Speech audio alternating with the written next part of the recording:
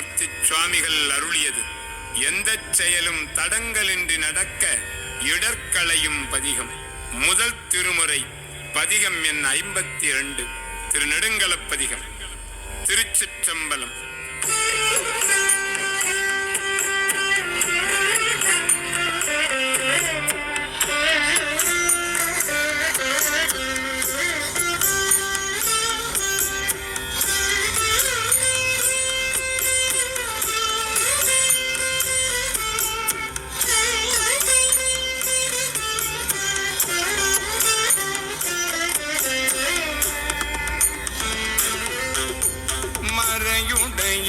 தோளுடையாய் வாசடை மேல் வளரும் பிறையுடையாய் பிஞகனி என்று உன்னை பேசினல்லால்